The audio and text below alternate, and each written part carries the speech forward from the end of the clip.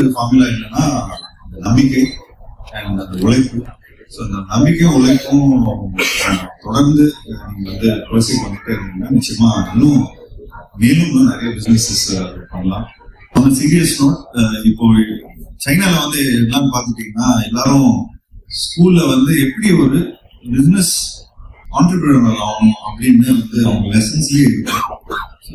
நம்மளோட இந்தியாலயும் அந்த மாதிரி எப்படி பிசினஸ் பண்ணணும், எப்படி ஆண்டர்பிரினர்ஷிப் பண்ணணும், எப்படி மேனேஜ்மெண்ட் பண்ணணும், எப்படி இந்த மாதிரி விஷயங்கள்லாம் பண்ணணும் அப்படின்னு ஸ்கூல் கரிக்குலத்திலே சேர்த்துக்கிட்டா இன்னும் ரொம்ப நல்லா இருக்கும்னு நினைக்கிறேன். ஸோ தட் லைஃப் இன்னும் ஈஸியா இருக்கும்.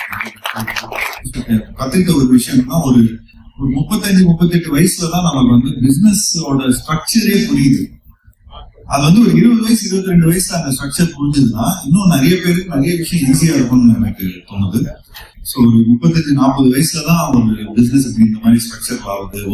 இந்த மாதிரி பேங்க் இந்த மாதிரி வட்டி வாங்கலாம், இதுக்கு வந்து எப்படி நம்ம வந்து ப்ராசஸ் பண்ணலாம் அப்படிங்கிற ஒரு விஷயமே நமக்கு வந்து ஒரு 35-40 இயர்ஸ் ஆகுது.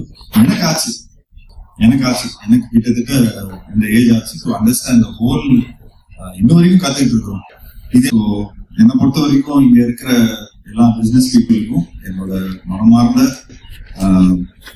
வாழ்த்துக்களை தெரிவிச்சுக்கிறேன். Everyday is suffering, everyday is hustling. So இதுக்கான ஒரு பியூட்டிஃபுல்லான ஒரு அவார்ட் ஃபங்க்ஷன்ல இருந்து இந்த அவார்ட் ஃபங்க்ஷன்ல நான் கலந்துக்கிறதுல ரொம்ப ரொம்ப ரொம்ப சந்தோஷப்படுறேன். மேலும் உங்க ஃபியூச்சர்ல நான் சந்திக்கிறேன். Thank you so much.